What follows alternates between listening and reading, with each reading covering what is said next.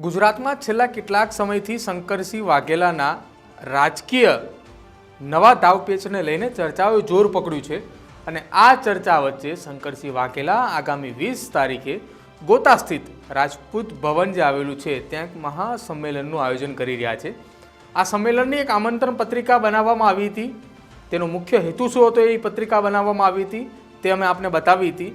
ત્યારબાદ વધુ એક પત્રિકા જે છે તે આ આંદોલનને લઈને આવી છે। શું છે એ પત્રિકાની અંદર અને કયા હેતુથી આ પત્રિકા લખવામાં આવી છે અને કોણ આ લખાણ લખી રહ્યું છે એ સમગ્ર વાત તમને આ વિડીયોની અંદર જોવાની છે। પહેલાં તો આ પત્રિકાની શરૂઆત જ્યારે થઈ રહી છે ત્યારે હેડિંગ આપવામાં આવ્યું છે કે મારું પ્રજાના કલ્યાણ થાજો। નીચે લખાણની શરૂઆત થાય છે, પરંતુ આપણે પહેલાં ઉપર બતાવે છે છત્રપતિ શિવાજી અને મહારાણા પ્રતાપની સાથે સાથે ભાવનગરના રાજાની તસવીર જે છે તે આ પત્રિકા ઉપર મૂકવામાં આવી છે। જો કે આ મંચનું અધ્યક્ષ સ્થાન જે છે તે પણ ભાવનગરના મહારાજા વિજયસિંહ જે છે તે કરવાના છે। આ આખી પત્રિકાની શરૂઆતના પહેલાં જે છે તે ક્ષત્રિય સમાજનો ઇતિહાસ દર્શાવવામાં આવ્યો છે, જેમાં લખ્યું છે કે 1 મે 1960ના રોજ બનેલા મહાગુજરાત, જેમાં કચ્છ, સૌરાષ્ટ્ર અને ગુજરાત પ્રદેશનો સમાવેશ થાય છે કે જે આપણે આજે ગુજરાત કહીએ છીએ। આઝાદી પહેલાં દેશી રજવાડાઓની 562 જેટલી રિયાસતો પૈકી લગભગ 224 જેટલી નાની મોટી રિયાસતો એકલા ગુજરાતમાં હતી। ગુજરાતના આજના વિકાસમાં ગઈકાલની આ રિયાસતોની ઘણી મર્યાદાઓ હોવા છતાં ગુજરાતમાં વિકાસનો પાયો રજવાડાઓ દ્વારા નાખવામાં આવ્યો હતો। આમાં ભાવનગરના રજવાડાએ પહેલ કરી આઝાદ બનેલા દેશની આવનારી પેઢી અને લોકશાહી માટે પોતાના રજવાડાની સૌપ્રથમ આહુતિ આપેલી, જે વિશ્વ પ્રસિદ્ધ હકીકત છે। આટલા બધા રજવાડાઓ આ આધિપત્યવાળો સમાજ ક્ષત્રિય ગુજરાતના આજના લોકશાહી અને વિકાસનો ભાગીદાર હોવા છતાં એ વિકાસના ફળ પામી શક્યો નથી તથા પોતાની આગવી ઓળખ કે અસરકારકતા ઊભી કરી શક્યો નથી। આખા પત્રની અંદર વાદળી અને લાલ અક્ષરથી લખવામાં આવ્યું છે અને લાલ અક્ષરથી જે લખવામાં આવ્યું છે તે ક્ષત્રિય સમાજને લઈને લખવામાં આવ્યું છે કે પોતાની આગવી ઓળખ કે અસરકારકતા ઊભી નથી થઈ શકી, જે 1960 પછીની વાત થઈ રહી છે। આજે કહેવાતા આર્થિક, સામાજિક, શૈક્ષણિક કે રાજકીય એવા તમામ ક્ષેત્રોમાં બૃહદ ક્ષત્રિય સમાજને એનો લાભ મળી શક્યો નથી। આનાથી વિપરીત ક્ષત્રિય સમાજને ખરાબ ચિતરવામાં ક્યાંય બાકી રાખ્યો નથી। દાજવા ઉપર ડામ જેવી ક્ષત્રિય સમાજની બહેનો દીકરીના ચારિત્ર અને તેની અસ્મિતા ઉપર જાહેરમાં ઘા કર્યા છે। ગુજરાતમાં ક્ષત્રિય સમાજના બહેનો, દીકરીઓ, યુવાધન કે વડીલો પર આનાથી ઘવાયા છે।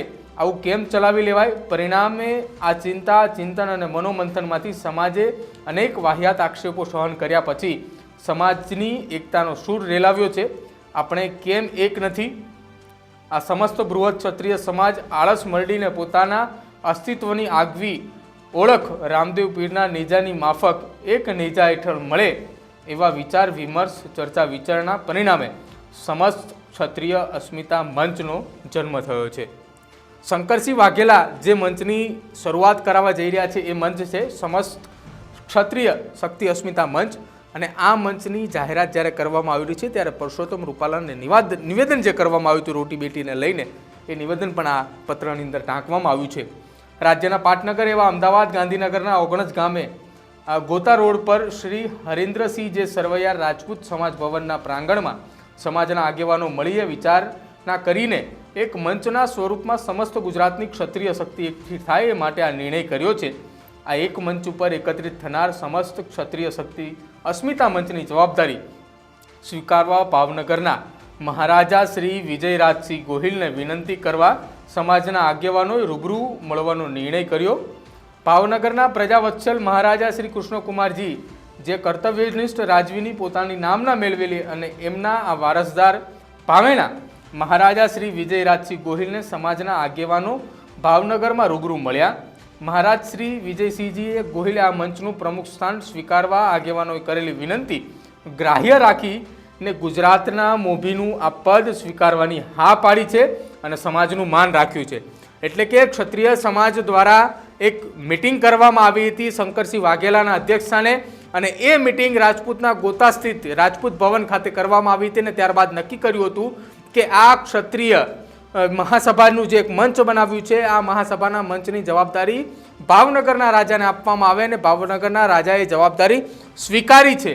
એટલે કે હવે જ્યારે ભાવનગરના મહારાજા શ્રી વિજયરાજસિંહ ગોહિલે આ જવાબદારી સ્વીકારી છે, તેમાં એક ભવ્ય સમારોહનું આયોજન કરવામાં આવ્યું છે અને આ ભવ્ય સમારોહનું આયોજન 20/9/2024ના રોજ શુક્રવારે સવારે 10:30 કલાકે શ્રી હરેન્દ્ર શ્રી સરવૈયા રાજપૂત સમાજ ભવન ઓગણજ ગોતા રોડ નજીક આવેલું છે, ત્યાં આયોજન કરવામાં આવ્યું છે, જેમાં ગુજરાતના સમસ્ત ક્ષત્રિય સમાજ તથા 224 જેટલા પૂર્વ રિયાસતના વારસદારનો સંપર્ક કરીને સૌ હાજર રહે એવા પ્રયત્નો થઈ રહ્યા છે. કોઈ જો આમંત્રણ આપવા ચૂક થઈ હોય તો માફ કરશો અને સમાજના કાર્યક્રમ સમજીને આપણો પોતાનો કાર્યક્રમ સમજીને ઉપસ્થિત રહેવા માટે ભાવભીનું આમંત્રણ છે.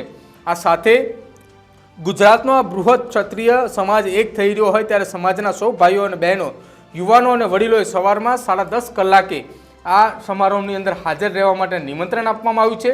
આ નિમંત્રણ જે આપવામાં આવ્યું છે તે અશ્વિનસિંહજી સરવૈયા દ્વારા નિમંત્રણ આપવામાં આવ્યું છે અને આ નિમંત્રણની સાથે સાથે એક આખો નવો એક લોગો ડિઝાઇન કરવામાં આવ્યો છે કે ક્ષત્રિય એટલે કે સમસ્ત ક્ષત્રિય શક્તિ અસ્મિતા મંચ ગુજરાત. અત્યાર સુધી એવું હતું કે 20 તારીખે ગુજરાતની અંદર ગોતા સ્થિત એટલે કે અમદાવાદના ગોતા સ્થિત આવેલું રાજપૂત ભવન ખાતે વિજયસિંહજી મહારાજ આવશે અને તેમને કહેવામાં આવશે કે તમે આ મંચનું અધ્યક્ષસ્થાન સ્વીકારો, પરંતુ ક્ષત્રિય સમાજ એટલે કે શક્તિસિંહ વાઘેલા જે છે તેમના દ્વારા આ તમામ ક્ષત્રિય આગેવાનોને સાથે મળીને ભાવનગરના મહારાજાને મળ્યા અને તેમને વાતચીત કરી અને તેમને આ તમામ વસ્તુ એટલે કે આ મંચનું અધ્યક્ષસ્થાન સ્વીકારવા માટેની હા પાડી અને હવે ગોતા ખાતે આગામી 20 તારીખે સમસ્ત ક્ષત્રિય સમાજની તમામ સંસ્થાઓ અને સાથે સાથે ગુજરાતના 224 જેટલા રજવાડા એક થઈ રહ્યા છે અને આ એક થઈને આગામી સમયની અંદર શું નવી રણનીતિ ઘડે છે તે જોવાનું રહેશે. પરંતુ આ સમક્ષ એક સમાજને એક કરીને શંકરસિંહ બાપુ પોતાનો કયો પ્લાન વિચારી રહ્યા છે એ પણ જોવાનું રહેશે. ક્યાંક સમાજને આગળ કરી અને ક્ષત્રિય સમાજ જ્યારે એકઠો થઈ રહ્યો છે ત્યારે નવા રાજકીય પક્ષની શરૂઆત થશે કે પછી સમાજ એક કર્યા બાદ શંકરસિંહ વાઘેલાને નવો કોઈ રાજકીય હોદ્દો મળે છે.